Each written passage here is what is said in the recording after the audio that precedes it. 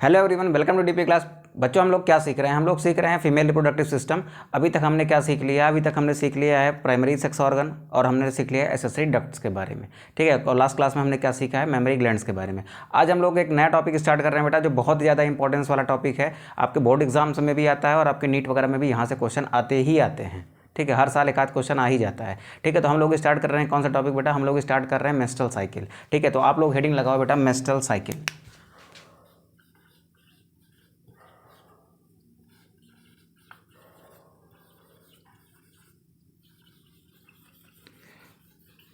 हम लोग आज क्या सीखने वाले हैं? हम लोग सीखने वाले हैं मेंस्ट्रुअल साइकिल। देखिए, मेंस्ट्रुअल साइकिल क्या होती है? मेंस्ट्रुअल साइकिल एक तरीके की साइकिल है जो कहाँ पाई जाती है? फीमेल में पाई जाती है। फीमेल कौन से फीमेल में? ह्यूमन फीमेल में। हम बात कर रहे हैं किसकी भी? ह्यूमन फीमेल की। तो हमारे अंदर क्या, हमारी फीमेल्स जो होती हैं, ह्यूमन फीमेल्स जो होती हैं, उनमें क्या चेंजेस होते हैं वो हम लोग देखने वाले हैं। कैसे क्या चीज़ें होती हैं एकदम फुल डिटेल में पढ़ने वाले हैं बेटा। प्लीज़ आप लास्ट तक बने रहिएगा और अगर चैनल को सब्सक्राइब नहीं किया है तो प्लीज़ कर लीजिएगा। ठीक है, ताकि आने वाली वीडियो का नोटिफिकेशन आपको टाइम पर मिलता रहे। तो ठीक है, आइए स्टार्ट करते हैं हम लोग अपना टॉपिक। देखिए, मेंस्ट्रुअल साइकिल क्या होती है? तो पहली बात तो ये क्या है, एक 28 दिनों की साइकिल है। कितने दिन की? 28 डेज की। तो पहली बात क्या लिख लेते हैं? It is a 28 days cycle. पहली बात क्या है? एक 28 डेज साइकिल है। कहाँ पर होती है बेटा? Occurs in human female. हम लोग किसके रेफरेंस में बात कर रहे हैं? हम लोग बात कर रहे हैं ह्यूमंस के रेफरेंस में। तो हम बात क्या करते हैं कि जो मेंस्ट्रुअल साइकिल होती है ह्यूमंस के केस में कितने दिन की होती है? ये 28 डेज़ की होती है। ठीक है, चलो देखो, अब ये जो मेंस्ट्रुअल साइकिल है ना, सवाल ये है कि ये हर महीने जो फीमेल्स के अंदर जो पीरियड्स आते हैं, यानी जो मेंस्ट्रुअल साइकिल होती है, जो मेंसेस होता है, वो होता ही क्यों है? मेंस्ट्रुअल साइकिल की नीड क्या है? देखिए, फीमेल के अंदर जो हर महीने मेंस्ट्रुअल साइकिल होती है ना, वो क्या करती है? वो फीमेल के यूट्रस को तैयार करती है किसके लिए? इम्प्लांटेशन के लिए। एम्ब्रियो का इम्प्लांटेशन यूट्रस के अंदर होता है, जहाँ पर उसका क्या होता है? पूरी तरीके से डेवलपमेंट होता है। ठीक है, तो डेवलपमेंट कहाँ होता है? डेवलपमेंट तो है यूट्रस के अंदर। तो यूट्रस को तो भाई प्रिपेयर करना पड़ेगा ना। तो वो यूट्रस को क्या करती है?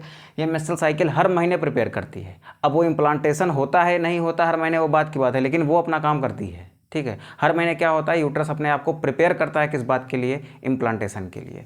ठीक है, तो फिलहाल आप क्या समझो, आप ये देखो कि मेंस्ट्रुअल साइकिल क्या है। ये एक 28 दिनों की साइकिल है जो कहाँ पर होती है? ह्यूमन फीमेल में होती है। मेंस्ट्रुअल साइकिल में क्या होता है बेटा? कुछ हार्मोनल चेंजेस आते हैं। क्या आते हैं? कुछ आते हैं हार्मोनल चेंजेस। क्या आएंगे? कुछ हार्मोनल चेंजेस आएंगे और वो हार्मोनल चेंजेस क्या करते हैं? दो स्ट्रक्चर्स में चेंज ले आते हैं। इन हार्मोनल चेंजेस की वजह से कुछ चेंज जो होता है वो ओवरी में होता है बेटा, और कुछ चेंज जो होता है वो यूट्रस में होता है। ठीक है, यूट्रस में जब चेंज आता है तो यूट्रस क्या होता है बेटा? यूट्रस प्रिपेयर होता है। यूट्रस क्या होता है? प्रिपेयर होता है फॉर इम्प्लांटेशन ऑफ एम्ब्रियो, यानी एम्ब्रियो के इम्प्लांटेशन के लिए अपने आप को क्या करता है? वो प्रिपेयर करता है। ठीक है, तो हम क्या कह सकते हैं कि मेंस्ट्रुअल साइकिल क्या है? मेंस्ट्रुअल साइकिल एक 28 दिनों की साइकिल है जो फीमेल को क्या करती है? फीमेल के यूट्रस को प्रिपेयर करती है एम्ब्रियो के इम्प्लांटेशन के लिए। तो ऐसे डिफाइन कर सकते हैं। मेंस्ट्रुअल साइकिल क्या है? मेंस्ट्रुअल साइकिल एक ऐसी साइकिल है जो यूट्रस को प्रिपेयर करती है किस बात के लिए? एम्ब्रियो के इम्प्लांटेशन के लिए। ठीक है, तो हम लोग इसको डिफाइन कर लेते हैं यहाँ पर। तो क्या लिखोगे? It is a 28 days cycle which prepare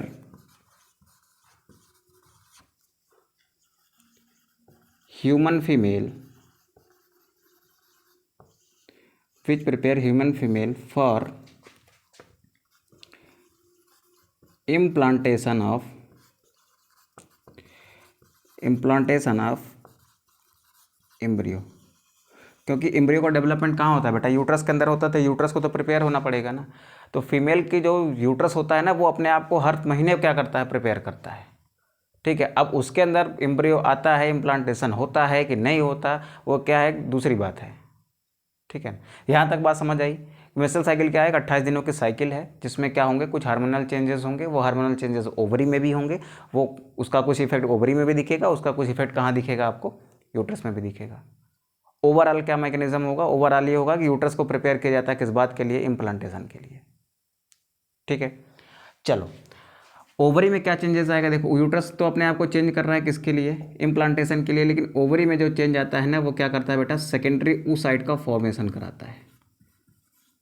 secondary oocyte का क्या कराता है, फॉर्मेशन कराता है। अब सेकेंडरी oocyte का फॉर्मेशन कैसे होता है ये हमने लास्ट क्लासेस में सीख रखा है। आप प्लीज़ वहाँ से आप वीडियो देख के आएंगे तब यहाँ पर आप चीज़ें आपको अच्छे से समझ आएंगी। पहले की क्लासेस अगर आपने नहीं देखी हैं तो यहाँ पर चीज़ें उतनी अच्छे से समझ में नहीं आएंगी, चीज़ें ऊपर से ही बाउंस करेंगी। ठीक है, तो फिर आपको लगेगा सर पता नहीं क्या ही पढ़ा रहे हैं। ठीक है, तो प्लीज़ आप उसको पहले देख के आइए, उसके बाद आप फिर यहाँ आइए, आपको चीज़ें एकदम क्रिस्टल क्लियर हो जाएंगी। ठीक है, तो हम लोग ये पहले ही देख चुके हैं कि सेकेंडरी oocyte का फॉर्मेशन कैसे होता है ओवरी के अंदर। ठीक है, oogenesis की प्रोसेस हमने देखी तो वहाँ पर हमने देखा है। साथ साथ में oogenesis के बाद हमने एक क्लास ली थी फॉलिकुलर डेवलपमेंट की। Follicular development is the most important topic of the female reproductive system. वो बहुत इंपॉर्टेंट टॉपिक है क्योंकि वहाँ से बहुत सारी चीज़ें आप सीखते हो, कौन कौन से हार्मोन्स बनते हैं, कैसे चेंजेस आते हैं उसमें, ये सारी चीज़ें वहाँ पर सीखते हो आप। उसका इंप्लीमेंटेशन अभी हम यहाँ पर देखेंगे कि उसका यूज़ हम यहाँ पर कैसे करते हैं। ठीक है, तो अभी तक हमने क्या सीख लिया कि फीमेल की जो मेंस्ट्रुअल साइकिल है वो 28 दिनों की साइकिल है जो ह्यूमन फीमेल में होती है। हार्मोनल चेंजेस होते हैं, इसका इंपैक्ट कहाँ दिखता है, यूट्रस के अंदर दिखता है, ओवरी के अंदर दिखता है। यूट्रस अपने आप को प्रिपेयर करता है किस बात के लिए, इम्प्लांटेशन के लिए। यहाँ तक क्लियर है। अब जो ये हार्मोनल चेंजेस होते हैं ना बेटा, कुछ हार्मोनल से फीडबैक समझ लो, कुछ हार्मोन्स कहीं से निकलते हैं, वो अपना प्रभाव किसी दूसरे हार्मोन पर डालते हैं। ठीक है, फिर से सुन लो, कहीं किसी जगह से कोई हार्मोन निकल रहा है, वो अपना इम्पैक्ट किसी दूसरे हार्मोन पर डाल रहा है।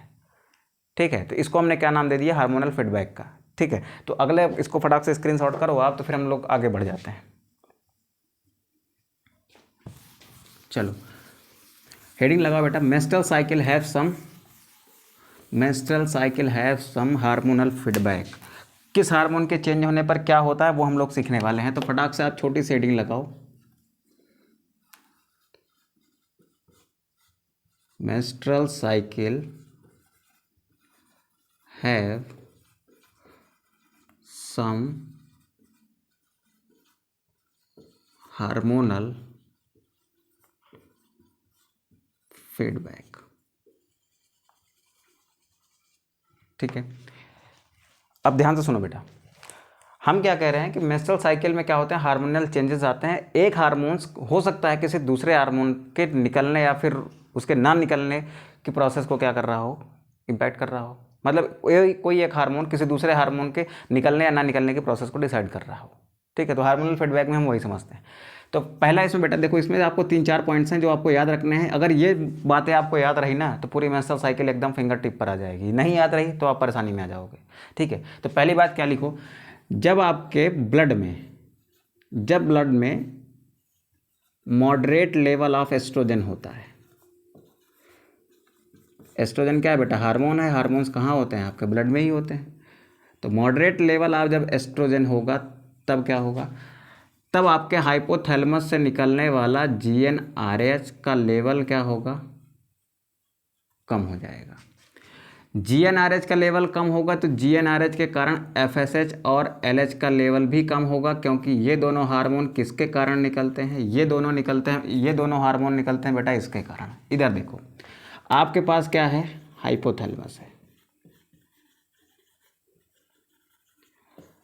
इस फीमेल के हाइपोथैलेमस से एक हार्मोन निकला GnRH, गोनेडोट्रोपिन रिलीजिंग हार्मोन। ठीक है, कहाँ गया बेटा, ये गया एंटीरियर पिट्यूटरी पर।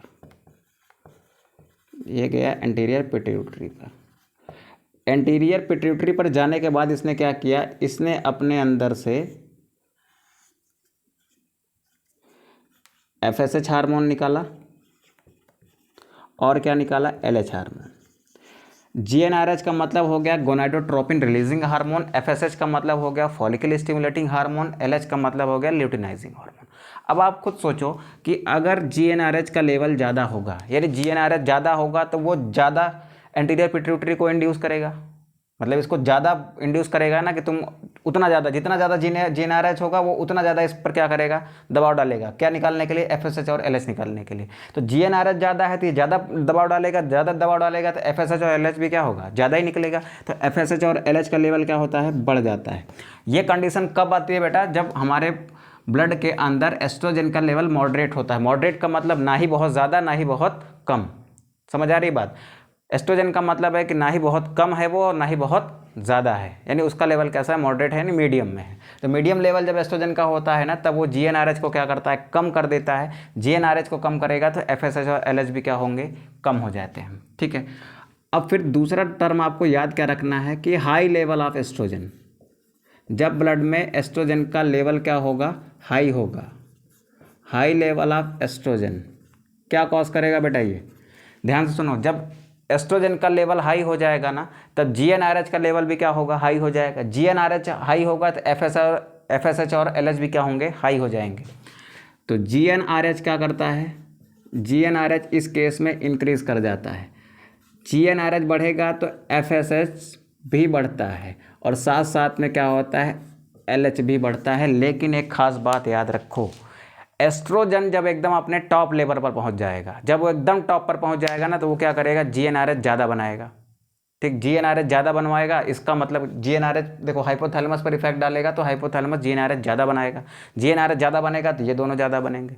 अब इन दोनों में एक खास बात याद रखिएगा, उसको हम अभी बीच में जब आगे टॉपिक पढ़ेंगे इस मेंस्ट्रुअल साइकिल को, तो वहाँ पर देखेंगे कि एलएच का लेवल जो होता है ना, वो अचानक से बहुत तेज़ी से सर्च कर जाता है, यानी बहुत तेज़ी से बढ़ जाता है। ठीक है, वो क्यों बढ़ जाता है ये बात हम बाद में डिस्कस करेंगे। अभी के लिए आपको क्या समझना है, अभी के लिए आपको ये समझना है एलएच का लेवल जो है ना, वो रैपिडली वेरी हाई हो जाता है, मतलब तेजी से बहुत ज़्यादा हो जाता है। ठीक है, तो याद रखिएगा, जब एस्ट्रोजन का लेवल ज़्यादा होगा ना, उस टाइम पर जब एस्ट्रोजन का लेवल टॉप पर होगा, यानी हाई लेवल पर होगा, तो जीएनआरएच ज़्यादा हो जाएगा, एफएसएच भी ज़्यादा होगा, लेकिन एलएच की मात्रा ना ट्रेमेंडसली बहुत ज़्यादा हो जाएगी, यानी एलएच बहुत ज़्यादा हो जाएगा, अचानक से वो तेज़ी से बढ़ेगा और बहुत ज़्यादा हो जाएगा। याद रखोगे ये बात। अब फिर आते हैं बेटा प्रोजेस्टेरॉन पर।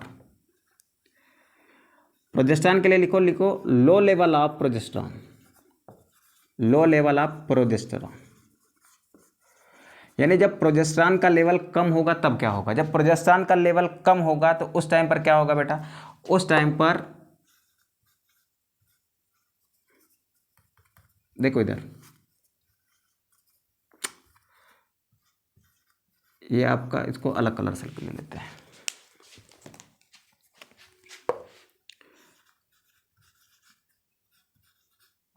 जीएनआरएच, एफएसएच और एलएच, इन्हीं तीन हार्मोन्स पर इफेक्ट दिखने को मिलेगा। जब आपके पास क्या होगा, लो लेवल ऑफ प्रोजेस्टेरॉन होगा, उस टाइम पर क्या होगा, जीएनआरएच का लेवल गिर जाएगा। क्या हो जाएगा बेटा, जीएनआरएच का लेवल गिर जाएगा। ठीक है, एफएसएच का लेवल भी क्या होगा, गिर जाएगा, क्योंकि ये गिरेगा तो इसको भी गिरा देगा, इसको भी गिरा देगा। अब एलएच का लेवल क्या होगा बेटा, एलएच का लेवल भी क्या होगा, गिर जाएगा। ठीक है, फिर लिखते हैं बेटा high level of progesterone, sorry एक मिनट उल्टा हो गया है यार, ये इसको फिर से कर लेते हैं।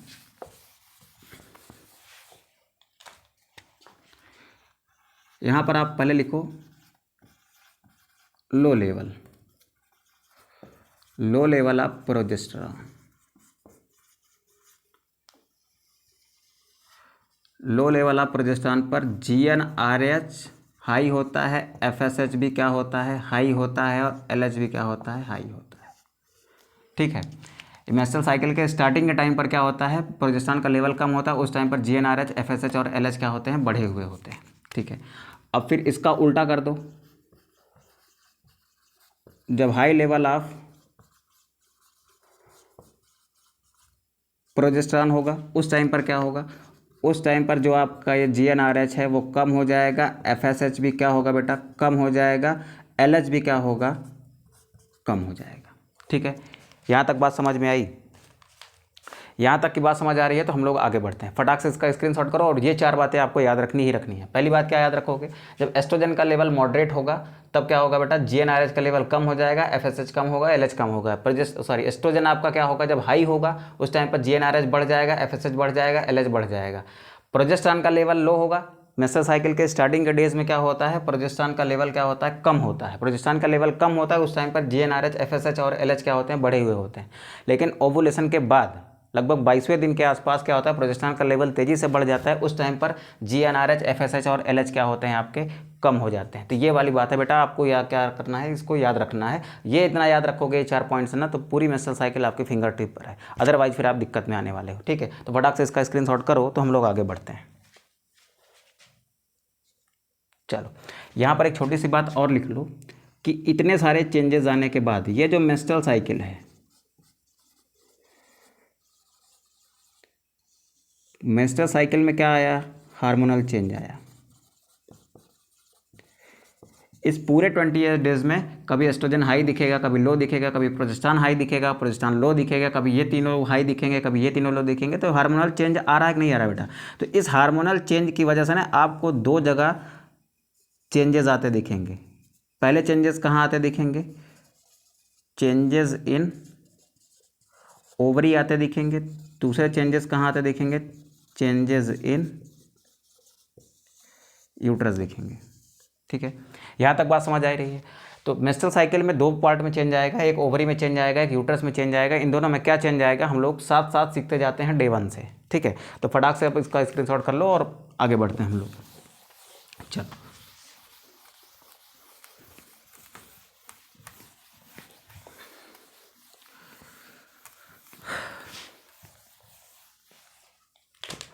देखो हमारे चेंज कहाँ पर आ रहे हैं। मेंस्ट्रुअल साइकिल में क्या हो रहा है बेटा, ये जो मेरी मेंस्ट्रुअल साइकिल है, मेंस्ट्रुअल साइकिल में चेंजेस कहाँ कहाँ पर आ रहे हैं, ओवरी में और यूट्रस में। तो एक तरफ आप क्या लिख लीजिए, एक तरफ लिख लीजिए बेटा आप ओवरी को, एक तरफ क्या लिख लीजिए आप, एक तरफ लिख लीजिए आप यूटेरस को। इसको ऐसे 2 पार्ट में डिवाइड कर दीजिए। ठीक है, इधर हम चेंजेस लिखेंगे कहाँ पर, ओवरी में, इधर लिखेंगे कहाँ पर, यूट्रस में। क्योंकि जिस टाइम पर ओवरी में चेंज आ रहा होता है, सेम उसी टाइम पर यूट्रस में भी कुछ चेंज आ रहा होता है। 28 दिनों में कुछ चेंज इसमें आ जाता है, 28 दिनों में ही कुछ चेंज यहाँ पर आता है। अगर शुरुआती 10 दिन में इसमें जो चेंज आ रहा होगा ना, सेम उसी टाइम पर 10 दिन में यहाँ पर भी कुछ चेंज आ रहा होगा। ठीक है, तो किस टाइम पर क्या चेंज आ रहा है ये हम लोग देखने वाले हैं। ठीक है, तो मेंस्ट्रुअल साइकिल कितने दिन के बेटा, तो आप कहोगे सर ये है 28 डेज की। कितनी डेज की है, 28 डेज की है। ठीक है, एक टर्म और होता है बेटा, उसको भी थोड़ा साइड में आप सीख लो। एक टर्म होता है मीनार्क। मीनार्क क्या होता है, जब कोई फीमेल प्यूबर्टी पर आती है, जब कोई फीमेल कहाँ पर आ गई, प्यूबर्टी पर, तो फर्स्ट टाइम उसमें क्या होती है बेटा, फर्स्ट टाइम उसमें मेंस्ट्रुअल साइकिल बिगिन होती है। फर्स्ट टाइम क्या होगी, जब भी कोई फीमेल प्यूबर्टी पर आएगी तो पहली बार कभी ना कभी तो उसके अंदर मेंस्ट्रुअल साइकिल शुरू होगी, यानी पीरियड्स की प्रॉब्लम कभी कभी तो शुरू होगी ना। तो जब शुरू होती है बेटा, जब मेंस्ट्रुअल साइकिल बिगिन होती है ना, तब उसको क्या होते हैं, मेंसेस होते हैं। ठीक है, मेंसेस को आप एक और शब्द से जानते हो जिसको आप कहते हो मेंस्ट्रुअल ब्लीडिंग।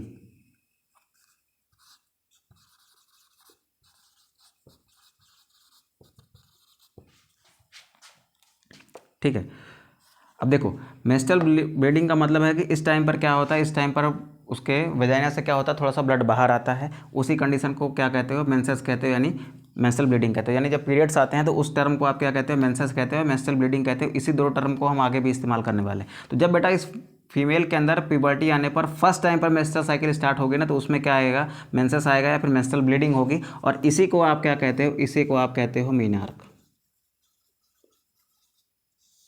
ठीक है, इसी को आप क्या कहते हो बेटा, इसी को आप मीनार्क कहते हो। यानी फीमेल के अंदर फर्स्ट टाइम पर जब ब्लीडिंग होती है ना, फर्स्ट टाइम पर जब उसके अंदर मेंस्ट्रुअल साइकिल स्टार्ट होती है ना, तो उसको आप क्या कहते हो, मीनार्क कहते हो।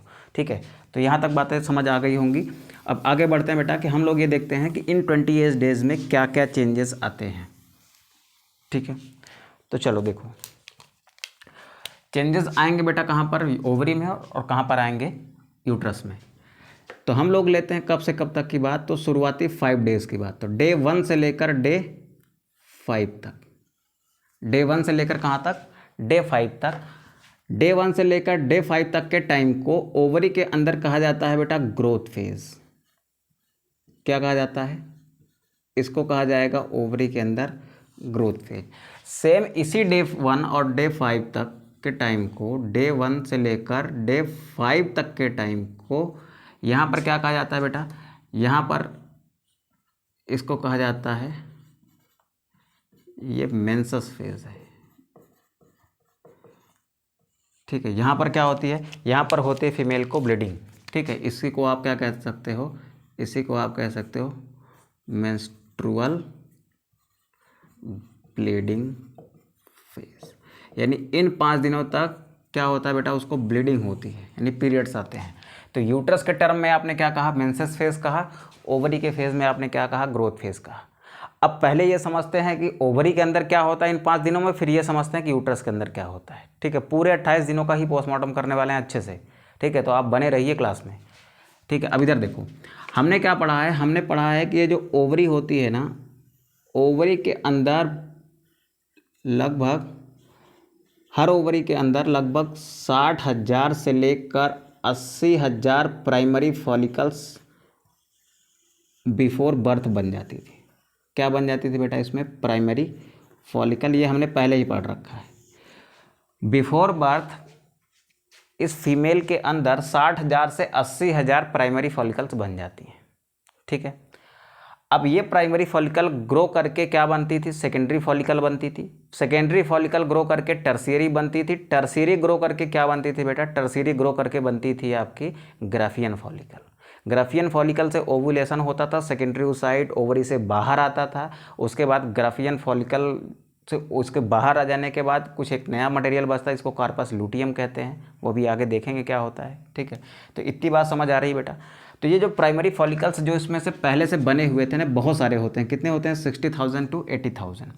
अब इन 60,000 से लेकर 80,000 प्राइमरी फॉलिकल्स में क्या आता है बेटा, चेंज आता है।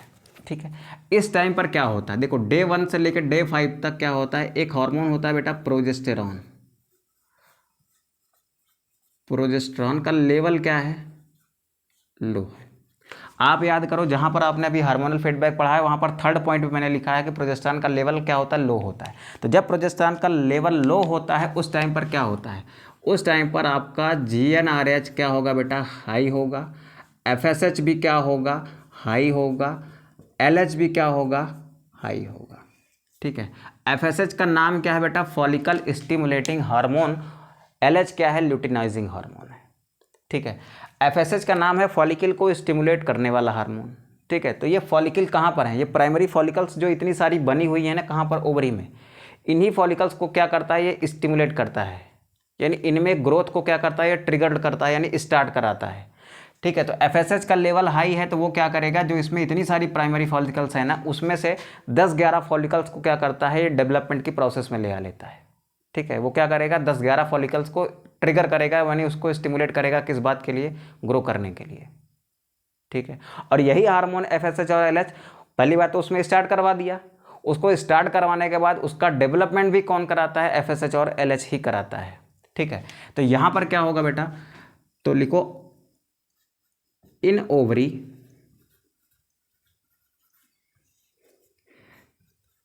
10 to 11 primary follicles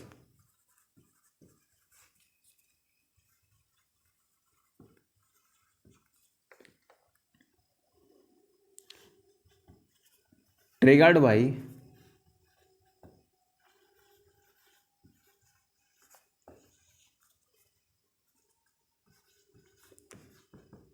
FSH to start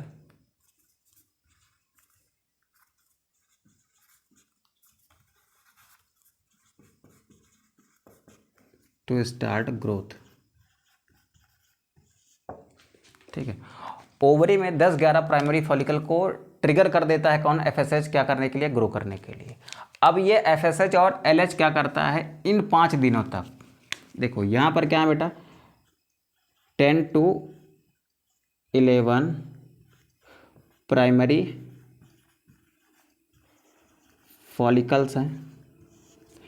10 to 11 primary follicles को बाहर से क्या मिला, 10 to 11 प्राइमरी फॉलिकल्स को बाहर से मिला FSH एंड LH। क्या किया इन्होंने, इन्होंने अपने आप को ग्रो करना चालू कर दिया। अब ये क्या बन जाती है बेटा, ये बन जाती हैं 10 से 11 सेकेंडरी फॉलिकल। जितनी प्राइमरी फॉलिकल्स ने ग्रो करना स्टार्ट किया था उतनी ही क्या बन गई, ये सेकेंडरी फॉलिकल बन जाती है। कब तक, 1 से लेकर 5 दिन में। तो देखो ग्रो हो रही है कि नहीं हो रही बेटा, ग्रो हो रही है। ठीक है, तो इसमें क्या हो रही है, आपको ग्रोथ होती दिख रही है ना। अब सेकेंडरी फॉलिकल्स में आपको क्या दिखते हैं, सेकेंडरी फॉलिकल्स में आपको दिखेंगे ग्रेनुलोसा सेल्स। फॉलिकुलर डेवलपमेंट आप जाके देखिए, लास्ट क्लासेस में हमने सीख रखा है उसको। ग्रेनुलोसा सेल्स से क्या निकलता है बेटा, एस्ट्रोजन निकलता है। क्या निकलता है, एस्ट्रोजन निकलता है। ठीक है, सेकेंडरी फॉलिकल्स में ग्रेनुलोसा सेल्स के नंबर थोड़ा कम होते हैं। ठीक है, तो फिलहाल अभी हम लोग क्या देख रहे हैं कि 10 से 11 प्राइमरी फॉलिकल्स का डेवलपमेंट स्टार्ट करा दिया किसने, GnRH, FSH और LH ने। FSH ने क्या किया, FSH ने पहले स्टार्ट करवाया, फिर FSH और LH दोनों ने मिलकर क्या करवाना स्टार्ट कर दिया, प्राइमरी फॉलिकल्स को किस में चेंज करा दिया, सेकेंडरी फॉलिकल्स में। तो यहाँ पर लिख लेते हैं छोटा सा notes, FSH and LH induce primary follicle to convert them into secondary follicle।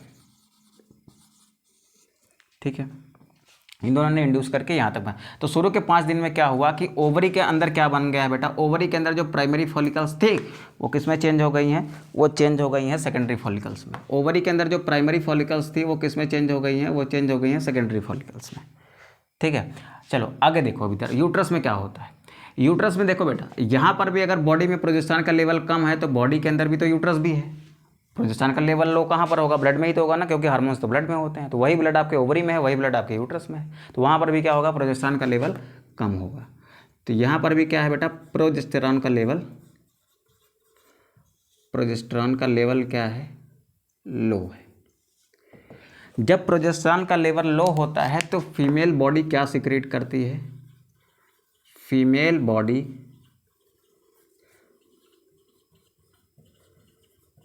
Secrets prostaglandin. क्या सिक्रेट करेगी बेटा, वो प्रोस्टाग्लैंडिन। अब इस प्रोस्टाग्लैंडिन का क्या इंपैक्ट होता है वो भी देखते हैं। तो क्या सिक्रेट करती है बेटा, ये सिक्रेट करती है प्रोस्टाग्लैंडिन को। ठीक है, अब ध्यान से सुनेंगे प्रोस्टाग्लैंडिन क्या इंपैक्ट डालता है। तो देखो, हमने सीखा है बेटा कि ये मेरा अगर यूट्रस है, ये क्या है, ये ऐसा है हमारा, चलो अंदर बना लेते हैं इसको, ये यूट्रस है। तो यूट्रस के अंदर यहाँ पर क्या होती है, एंडोमेट्रियम होती है।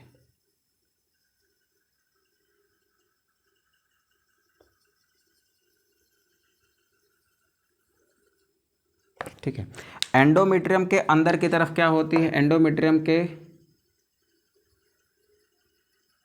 अंदर नहीं, सॉरी, ये बाहर होती है। एंडोमेट्रियम के बाहर की ओर क्या है,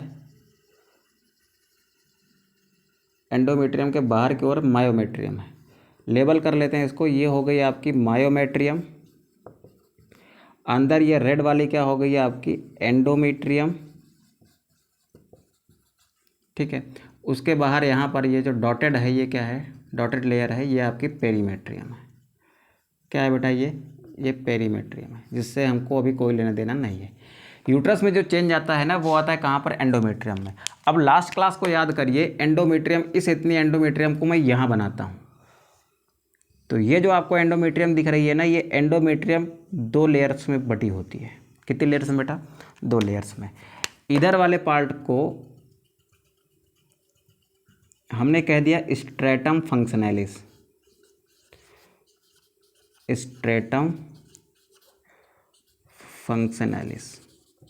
यूट्रस वाला टॉपिक आप देख के आओ, वहाँ पर मैंने इसको कवर कर रखा है। यहाँ पर इस वाले पार्ट को आप क्या कहते हो, एंडोमेट्रियम के इस वाले पार्ट को, एंडोमेट्रियम के इस वाले पार्ट को आप कहते हो स्ट्रेटम बेसाइलिस। ठीक है, स्ट्रेटम बेसाइलिस के बाद क्या है, यहाँ पर ये ब्लैक कलर की ऐसे लेयर है जिसको आपने मायोमेट्रियम कहा है। ये क्या है आपकी, ये आपकी मायोमेट्रियम है। ठीक है, मायोमेट्रियम, उसके बाद फिर और इधर आओगे तो आपको स्ट्रेटम बेसाइलिस, और अंदर आओगे तो स्ट्रेटम फंक्शनैलिस, और इस साइड में क्या दिखेगा बेटा, इस साइड में ये खाली जगह दिख रही है जिसको आप यूटेराइन कैविटी कहते हो। क्या कहते हैं इसको, यूटेराइन कैविटी कहते हैं। तो यानी ये क्या है इधर, यूटेराइन कैविटी, यूटेराइन कैविटी। उसके बाद फिर क्या आएगी, स्ट्रेटम फंक्शनलिस आएगी, उसके बाद फिर क्या आएगी, बेसाइलिस आएगी, उसके बाद क्या आएगी, फिर आप मायोमेट्रियम आएगी, फिर इधर क्या आ जाएगी, ये आपकी पेरीमेट्रियम आ जाएगी। इतनी बात समझ आ रही है। तो जब बेटा यूट्रस के अंदर डे 1 से लेकर डे 5 में मेंसेस फेज है, यानी उसमें क्या हो रही है, ब्लीडिंग हो रही है। यानी ब्लीडिंग होने का मतलब है कि एंडोमेट्रियम टूट के बाहर आ रही है। कौन सी एंडोमेट्रियम टूट के बाहर आती है, तो ये जो स्ट्रेटम फंक्शनलिस है ना, यही वाली लेयर क्या होती है, यही आपकी टूट जाती है और टूट के क्या आ जाती है, बाहर आ जाती है। अब सवाल ये है कि हमको ये जानना है कि ये टूटती कैसे है और क्यों टूटती है, ठीक है ना। हमको पता है ना कि 1 से 5 दिन तक क्या होता है, मेंसेस फेज होता है, मेंस्ट्रुअल ब्लीडिंग फेज होता है, यानी पीरियड्स के टाइम पर क्या आता है, ब्लड बाहर आता है, वेजाइना के थ्रू ब्लड बाहर आता है। वो ब्लड कैसे बाहर आता है, तो वो ब्लड के साथ में एक्चुअली में क्या टूट रही होती है, एंडोमेट्रियम की स्ट्रेटम फंक्शनलिस जो होती है ना, वो टूट रही होती है, ठीक है। अब ये टूटती कैसे है, क्या चेंजेस आता है, कौन इस हार्मोन का क्या इंपैक्ट पड़ता है, इसके कारण ये कैसे टूट जाती है, वो हम लोग इधर समझने वाले हैं, ठीक है। तो सबसे पहले हम ये समझते हैं कि मेरे पास क्या है। देखो अभी मैं इन दोनों को बनाता हूँ। मेरे पास ये एक एंडोमेट्रियम का छोटा सा पार्ट है, ठीक है ना। इस तरफ क्या है बेटा, इस तरफ आपकी स्ट्रेटम फंक्शनलिस है। चलो इसको डॉट स्ट्रक्चर से दिखा दिया मैंने। ये ब्लू कलर का क्या है, स्ट्रेटम फंक्शनलिस है, स्ट्रेटम फंक्शनलिस। अब यार बोर्ड की जगह कम है, इसी में सब कुछ मैनेज करना पड़ता है, इसीलिए थोड़ा सा छोटा छोटा भी लिख रहे हैं। आप थोड़ा सा इसको स्क्रीन को जूम आउट कर लीजिएगा तो आपको चीज़ें अच्छे से दिखाई देंगी। स्ट्रेटम फंक्शनलिस है ये। और इधर क्या है बेटा, इधर ये ग्रीन कलर से बना लेते हैं। ये आपका क्या है, ये आपका स्ट्रेटम बेसाइलिस है।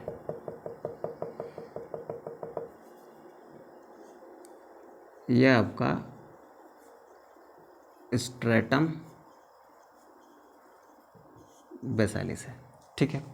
अब ध्यान से सुनो, यहाँ पर क्या होती हैं, कुछ ब्लड आर्टरीज होती हैं जो स्ट्रेटम बेसाइलिस से कहाँ जाती हैं, जो स्ट्रेटम बेसाइलिस से गई होती हैं, ऐसे कहाँ पर, स्ट्रेटम फंक्शनलिस में। देखो ये क्या है, ये आपकी ब्लड आर्टरीज हैं। क्या है, ब्लड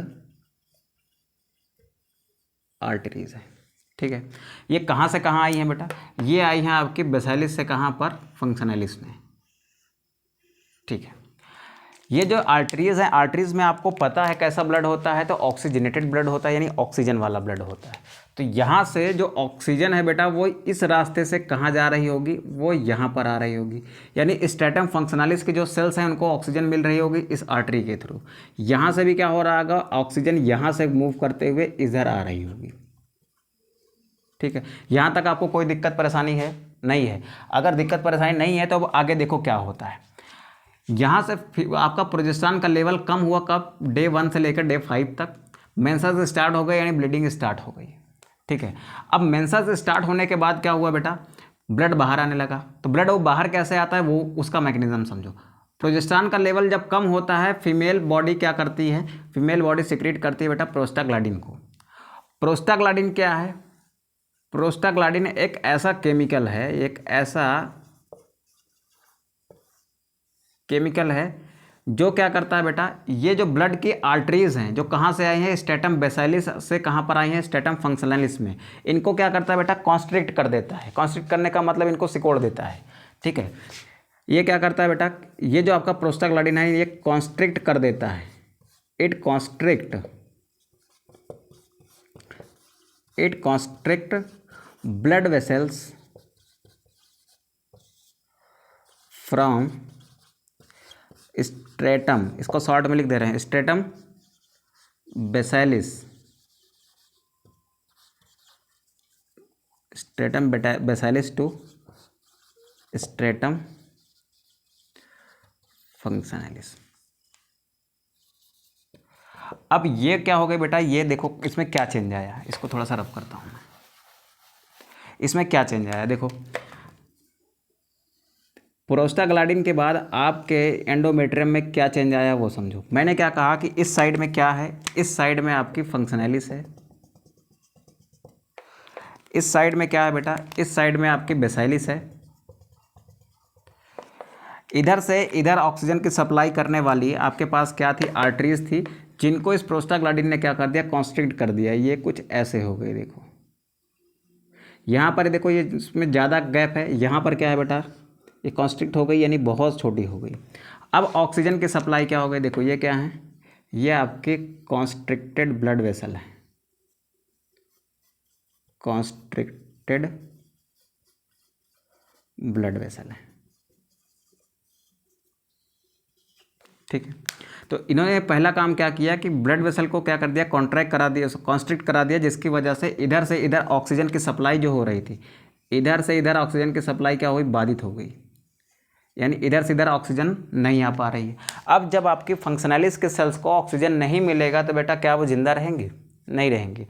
तो यहाँ पर ऑक्सीजन की कमी के कारण ये सेल्स क्या होंगे, फंक्शनलिस्ट के सेल्स क्या होंगे, डेड हो जाएंगे। पहली काम, प्रोस्टाग्लैंडिन को आपने पढ़ा होगा, वो क्या कराता है, यूट्रस में कॉन्ट्रैक्शन कराता है। मायोमेट्रियम जो होता है ना, वो स्मूथ मसल्स फाइबर का बना होता है, उनमें क्या कराता है, ये कॉन्ट्रैक्शन कराता है, और कॉन्ट्रैक्शंस की वजह से अब ये सेल्स तो डेड हो गई हैं, ठीक है। और ये डेड सेल्स जो होती है ना, ये क्या होती हैं बेटा, बाहर निकाल दी जाती है, यानी स्ट्रेटम फंक्शनलिस यहाँ से टूट कर क्या होती है, अलग हो जाती है। क्यों, क्योंकि इसके सेल्स क्या हो जाती हैं, डेड हो जाती हैं, ठीक है। अब इस स्ट्रेटम फंक्शनलिस में क्या क्या चीज़ें होंगी, ब्लड वेसल्स हैं, तो इसमें ब्लड होगा कि नहीं होगा, कुछ तो ब्लड होगा ना, थोड़ा बहुत, तो थोड़ा बहुत ब्लड है वो भी बाहर आएगा। स्ट्रेटम फंक्शनलिस बनी किसकी है, बहुत सारी सेल्स की बनी है, वो भी सेल्स बाहर आएंगी। और सेल्स के साथ साथ में बेटा यहाँ पर क्या होती हैं, यहाँ पर होती हैं एंडोमेट्रियल ग्लैंड, जिससे निकलता है कुछ म्यूकस, तो वो म्यूकस भी क्या होगा बेटा, बाहर आएगा, ठीक है। तो यहाँ से क्या होगा, यहाँ से ध्यान से सुनेंगे बेटा, इस प्रोस्टाग्लैंडिन ने क्या किया, कॉन्स्ट्रिक्ट कर दिया इन ब्लड वेसल्स को, जिसके कारण क्या हुई, ऑक्सीजन सप्लाई रुक गई कहाँ पर, फंक्शनलिस में। और स्ट्रेटम फंक्शनलिस के सेल्स, स्ट्रेटम फंक्शनलिस सेल्स क्या हुई, डेड हो गई, ठीक। और फिर ये डेड होने के बाद क्या हुई, इसको थोड़ा सा रफ कर देता हूँ, फटाक से इसको आप कर लीजिए, थोड़ा सा स्क्रीनशॉट अगर करना है तो, नहीं तो यहाँ रफ करके, क्योंकि इसको मैं आगे ले जाऊँगा, क्योंकि नीचे स्पेस नहीं है बेटा, तो करो फटाक से स्क्रीनशॉट, ठीक है। अब देखो इधर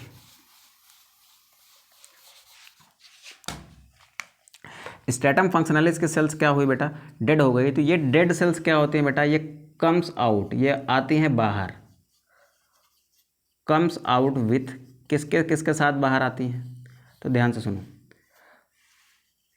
comes out with blood plus some mucus, क्योंकि इसमें ब्लड कैपिलरीज थी बेटा, ये अगर टूट के अलग हो रहे हैं तो इन ब्लड कैपिलरीज में थोड़ा बहुत ब्लड जो बचा होगा वो तो बाहर आएगा ना। और यहाँ पर आपके पास एंडोमेट्रियम की ग्लैंड्स होती हैं जो क्या सिक्रेट करती हैं, म्यूकस सिक्रेट करती हैं, तो वो भी बाहर आएगा कि नहीं आएगा।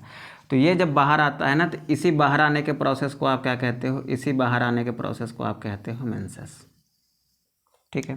तो 5 दिन तक ये दीवार टूट के, एकदम टूट के क्या होती है, अलग हो जाती है। तब क्या बचती है, आफ्टर 5 डेज क्या बचेगी, ओनली स्ट्रेटम बेसाइलिस बचती है, ग्रीन वाली बचेगी, और ब्लू वाली टूट के क्या होगी, एकदम बाहर आ जाएगी। तो आफ्टर 5 डेज यानी 6 डे पर जब हम पढ़ेंगे तो हम लोग क्या देखेंगे, हम लोग ये देखेंगे कि 6 डेज पर क्या बचा हुआ है। तो 6 डेज पर हम जब देखेंगे ना, तो हमको दिखाई देगा कि यूट्रस में कि जो एंडोमेट्रियम है ना, उसमें हमको क्या दिखाई देगा, उसमें हमको ये दिखाई देगा कि केवल स्ट्रेटम बेसाइलिस है, फंक्शनलिस टूट कर कहाँ जा चुकी है, बाहर जा चुकी है, ठीक है। यहाँ तक बात समझ आई बेटा, यहाँ तक बात समझ आई हो तो फटाक से इसका पूरा स्क्रीनशॉट कर लो, फिर देखते हैं आगे, ठीक है।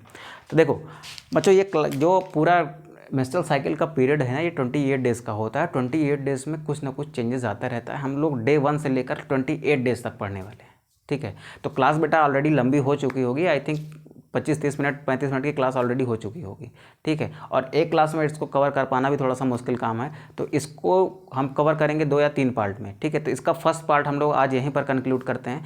कल नेक्स्ट क्लास में हम लोग क्या देखने वाले हैं, हम लोग नेक्स्ट क्लास में देखने वाले हैं कि आफ्टर 1 to 5 डेज़ क्या घटना घटती है यूट्रस में, और आफ्टर 1 to 5 डेज़ क्या घटना घटती है बेटा हमारी ओवरी में, ठीक है। बेटा आज की क्लास के लिए हम लोग इतना ही कंटेंट रखते हैं। मिलते हैं हम लोग नेक्स्ट क्लास में हमारे आगे के पोर्शन के साथ, ठीक है। तो मिलते हैं नेक्स्ट क्लास में। अगर चैनल को आपने सब्सक्राइब नहीं किया है तो प्लीज़ कर लीजिए, ताकि आने वाली क्लासेस का नोटिफिकेशन आपको टाइम पर मिलता है। अगर क्लासेस अच्छी लग रही हैं बेटा तो लाइक भी करिएगा और अपने दोस्तों के साथ शेयर भी करिएगा, ठीक है। मिलते हैं नेक्स्ट क्लास में।